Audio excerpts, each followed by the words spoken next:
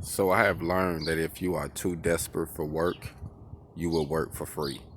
And I'm gonna say it like that because a lot of times being independent, you're gonna have slow days, you're gonna have downtime, you're gonna have days where you're waiting on someone to clear a contract or you're waiting on a door to open.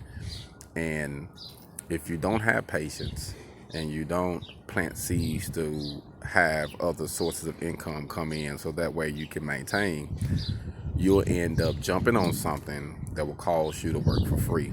I have talked to a lot of different contractors who have jumped on a project because they needed the money and then come to find out they lost money. Like they end up doing the job for free because the person was real picky. They could never get it approved. They was always, and then when it all said and done, they had wrapped so much money in that they just should have left it alone. So we tend to do that a lot, when we're trying to get new bids in, when we're trying to get jobs, when we're trying to prove ourselves and show our services. But don't cut yourself short.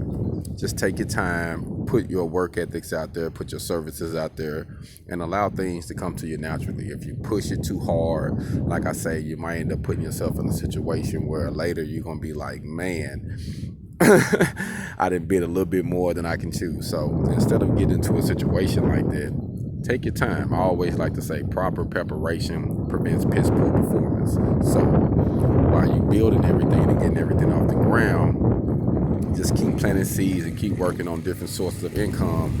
That way you won't get in a situation where you're actually losing because you was trying to gain. You see what I'm saying? So sometimes you just have to be patient and wait things out, and it'll all work out for you. Hold on.